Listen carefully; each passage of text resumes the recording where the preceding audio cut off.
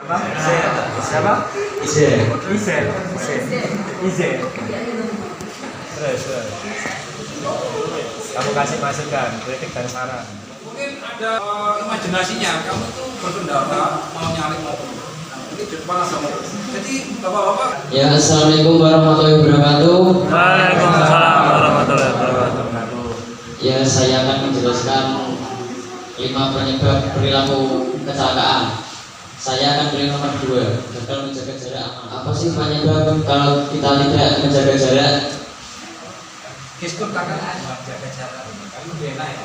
Jelasin ke pesertanya. Apa yang terjadi kalau kita tidak menjaga jarak, teman-teman? Dilempar dulu ya.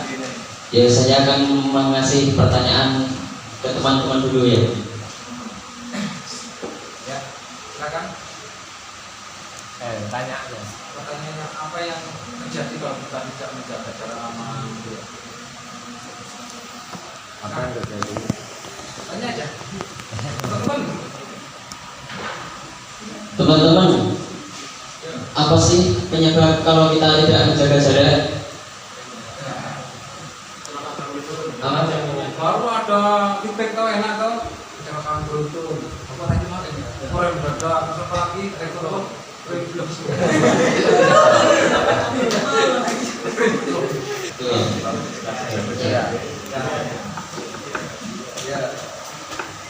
tanya lagi, kalau kita nggak menjaga jarak aman, berarti Kalau kita nggak jaga jarak aman, apa kita rugi nggak? Yang benar aja. Ruginya gimana? Ya, kecelakaan. masuk rumah sakit. Ya. Ayo, saya kreatif kamu. Teman-teman mau nggak saya kasih tip jaga jarak? Kan ada tuh orang-orang yang di belakang-belakang kalau kita jaga jaraknya terlalu jauh kan ada yang teriakin, "Woi, maju." Oh, ada ya? Ada lah. Ada. Terus. Ya itu kalau diteriakin kita kan pasti kan terlalu maju mepet ke mobil. Kan kalau ada stand, kalau ada truk itu ke belakang kan sudah mentok sama truk yang belakang itu. Bayangin aja kamu berkendara. Salah. Berarti kesimpulannya jaga jarak aman paling aman itu ukurannya minimal 2 detik, tapi lebih amannya 3 sampai 4 detik. Ya. Lepas. Berikan sampai lepas. Mungkin sudah sampai sekian. Saya akhiri. Wassalamualaikum warahmatullahi wabarakatuh. Fungsinya perlengkapan berkendara itu tidak mencegah kecelakaan. Itu poin. Perlengkapan berkendara itu menurunkan dampak negatif ketika kita mengalami kecelakaan. Ini apa itu? Bahu. Ya. Bahunya rileks. Nggak terlalu maju ke depan, nggak terlalu ke atas juga, nggak terlalu ke belakang juga gitu ya. Kayak misalnya orang tegak gitu ya, jangan gini Pak ya. Sakit ya. Ya, santai aja yang rileks Pak ya. Jangan miring juga. Rileks.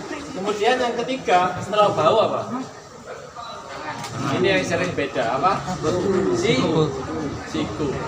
Teman-teman kalau berkendara sikunya bagaimana? Masih bisa. Jalan ya, Pak. Masih jalan. Oke, mundur. Belum nih, ini terkait. Sekarang kuat mungkin, Mas. Tekan. Jangan buat ya. Nah, dari ya. Ini enggak usah ya. Cepat mungkin ya. 1 Sampai mali. Ya. 1 2 3, yuk. Nah, ini enggak ditekan ini. Tekan mah. Kamu kan kuat. Ya. Sampai enggak boleh jalan. 1 sudah kuat, 2 3, yuk. Ya. Ini enggak jalan, Pak, ya. Nah, ya. Jadi rem depan itu lebih kuat ya, karena beban ketika ngerem, beban badan sama motor ini cenderung ke depan. Makanya display dipasang di depan, Pak.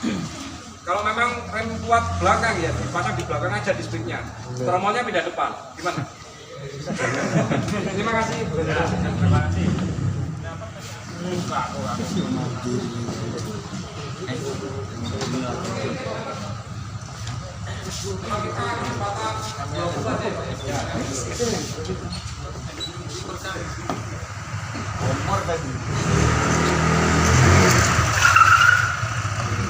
kalau rem belakang aja Pak. Ya. Yang terjadi adalah ngesot. Jadi kalau belakang terlalu kuat, yang terjadi itu banyak terkunci. Motornya nggak oke, depan aja. Depan belakang. Oh kombinasi. Oke kombinasi ya, masih benar.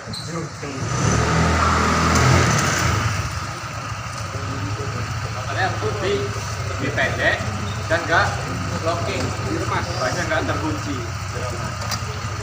Kalau rem depan aja bisa jadi motornya yang jatuh. Ya, itu.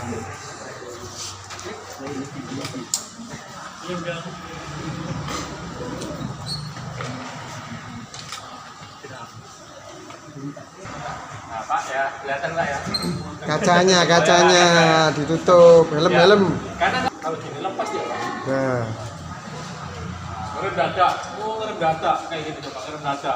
Yang digonceng ini dorong, Pak. Gitu. Nggak kuat Pak, nggak ada penahannya, nggak ada pondasinya. kuat loh. Ya, kayak gitu ya. Kalau duduknya harus center Pak, nggak terlalu ke depan, nggak terlalu ke belakang, dan nggak terlalu ke samping. Ya, yang memudahkan kita mengoperasikan tangan begini jauh lebih mudah. Nah, coba kamu ke belakang. Kenapa? Gak enak ya? Pada tidur. Ya, gak enak ya, jadi duduknya harus seperti ini. Kemudian yang keenam, lutut. Nah, lututnya kayak gimana kalau kita berkendara? Seperti ini? Apa kayak gini? Kayak gimana? Lututnya nggak jalan Pak. Ya, karena apa? Bisa goyang-goyang kena angin ya. Jadi lututnya masuk seperti ini. Kemudian yang terakhir, ketujuh adalah kaki. Kakinya berada di atas dashboard. Ya. Kalau misalnya kakinya keluar, coba keluar. Kalau ada bahaya di sini Pak, batu atau pohon gitu, cedera nggak? Cedera. Ya. Melihat jauh ke arah yang dituju. Dua apa? Yang kedua, dan atau bau. Baunya rileks Pak ya, nggak terlalu ke depan, nggak terlalu ke belakang. Sikunya gimana Pak? Enggak. Yang keempat, tangan. Ya tangannya menggenggam full ruas gas dan ruas kemudi. Kemudian yang kelima, pinggulnya nggak terlalu maju, nggak terlalu ke belakang. Yang keenam, lututnya mengapit ya. Kalau misalnya motor sport, tankinya diapit Pak, secara ringan aja. Teman-teman Leo. Yang terakhir, kaki. Boleh langsung roll? Boleh langsung. Bapak gurunya. Waalaikumsalam. Ini akan menjelaskan tentang reading postur. Itu yang pertama, pandangan. Ya, tujuannya itu ini Tujuan dulu, baru jelaskan namanya. Oke, tujuan reading postur adalah supaya kita berkendara dengan nyaman dan aman. Seperti itu. Oke, yang pertama kita mulai dari atas. Nah, pandangan harus lurus ke depan seperti yang dijelaskan tadi supaya kita memiliki banyak waktu untuk menghindari resiko dari kecelakaan. Untuk yang di kepalanya, kemudian di pundaknya supaya agar rileks, tidak terlalu tinggi maupun tidak terlalu rendah. Kemudian untuk agar supaya nyaman pada waktu berkendara jauh, ya kan? Kemudian di situnya harus agak keluar supaya dia berfungsi untuk suspensi apabila ada pengiriman mendadak maupun jalan yang bergelombang. Setelah itu posisi panggul, nah, tidak terlalu maju ataupun tidak terlalu ke belakang. Yang kelewat tangan. Oh ya, tangan belum Pak. Jadi tangan di sini harus menggenggam full, yang kanan di pedal gas dan kiri sama-sama kemudi ya. Jadi tidak boleh untuk selalu meletakkan tangan lurus di handle rem, begitupun yang kanan. Jadi apabila nanti terjadi pengiriman mendadak, sedangkan ada penumpang di belakangnya, jadi tidak jadi mempunyai kekuatan untuk menahan posisi dari pengemudinya. Seperti itu. Kemudian tadi yang di belakang sudah ya, kemudian lutut.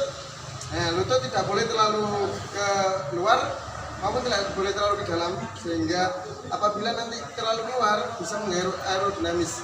Aerodinamis kalau di kecepatan rendah memang tidak terasa, tapi kalau sudah kecepatan tinggi nanti akan oleng atau goyang-goyang seperti itu. Kemudian di kaki memang harus tidak boleh keluar dari bodi kendaraannya, sehingga apabila ada batu atau apapun yang menghalangi di jalan sehingga kakinya tetap aman. Seperti itu. Terima kasih. Mungkin ada pertanyaan? Ada pertanyaan? Silakan. Silakan. Ada? Oke, tepuk tangan. Lihat kalau sebelumnya ya. Nama saya Raditya Pusaryawan dari SKN. Di sini saya akan berbicara tentang riding gear, yaitu keamanan berkendara. Karena keamanan berkendara diawali dari atas, yaitu memakai helm. Tujuan memakai helm yaitu melindungi kepala dari benda yang tidak diketahui. Dan tangan apabila terjadi kecelakaan agar tidak tergores oleh aspal. Yang ketiga adalah sarung tangan. Jadi sarung tangan untuk melindungi tangan dan jari-jari. Melindungi tangan dan panjang. Celana panjang intinya untuk melindungi bagian dari pinggul sampai kaki ke bawah agar tidak terjadi goresan saat jatuh. Terus sepatu juga melindungi bagian kaki. Sekian yang dapat saya jelaskan. Ada pertanyaan? Helm yang seperti apa Mas yang digunakan? Helm yang digunakan itu minimal SNI. Kenapa SNI? Karena standar nasional Indonesia. Oh, SNI itu dia sudah lulus uji ya? Iya, sudah Kebetulan itu memang betul bisa. Ya, terima kasih. Terima kasih. Beri tepuk tangan. Kalau misalnya memang halamannya tidak begitu besar, bisa menggunakan modul seperti ini Pak. Jadi ini adalah modul blind spot. Kita di sini belajar mengenali blind spot yang ada di area sekitar kita. Nah, ini saya ambil contoh seperti yang di materi di atas tadi, yaitu kita dari arah sana Pak, itu mau jalan lurus ke sini. Kemudian di samping kiri mobil itu Ketika di persimpangan atau pertigaan,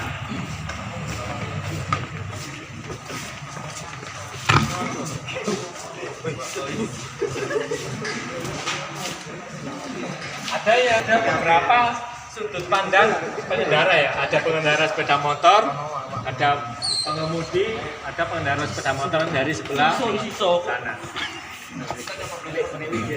kita di sini Mas, di posisi ini dari mobil kelihatan nggak? Mas, kelihatan dengan jelas Mas di sebelah sana ada apa? Enggak ya? Di sini ada kelihatan. Makanya kalau di posisi sebelah sini, usahakan kita menghindari, ya.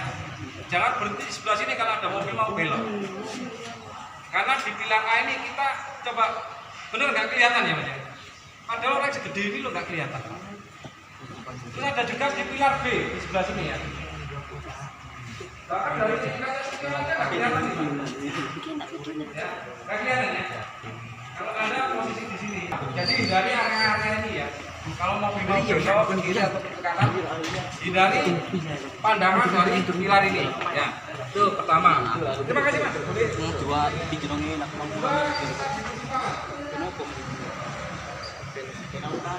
Nah, saya dari sini mau lurus ke sana, di sini ada mobil, Masnya bisa melihat dengan jelas saya ya. Oke, Masnya mempersilakan, silakan jalan Mas ya, silakan jalan. Nah, terima kasih ya. Tapi jangan senang dulu ketika Anda diberikan silakan jalan, masih ada bahaya. Saya bahkan nggak bisa melihat sebelah mobil itu ada apa. Dari sini, kelihatan Mas ya. Kelihatan ada motor Mas. Ada di sebelah mobil itu ada motor Pak. Nah, ketika saya dipersilakan oleh mobilnya jalan, ya silakan, tolong, silakan ya. Oke, saya jalan. Nah, ternyata di sini masih ada bahaya. Jangan sampai Bapak dipersilakan, silakan Mas, monggo. Mobilnya berhenti kita jalan, ternyata di sini ada ya. Berarti kalau kita punya prediksi bahaya, kita itu tidak langsung lanjut ya. Oke. Jadi pastikan berhenti dulu di sini, tolak kiri, Oleh kanan, oh ada bahaya. Boleh ke sini mas, jalan. Nah, ke kanan ini. Jadi tetap kurangi kecepatan, tunggu sejenak 4T ya tadi ya. Tengok kiri, tengok kanan, tengok kiri lagi, aman, jalan. Ya. Ternyata area blind spot di sekitar kita itu masih banyak ya di persimpangan. Ya. Biasakan setiap di perempatan, persimpangan, pertigaan selalu lakukan 4T, gitu ya. Oke.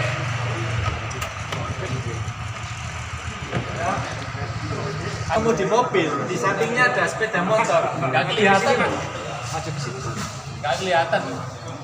Sekarang kita bahas area blind spotnya motor. Ini anggap mas siapa mas? Jangan terus.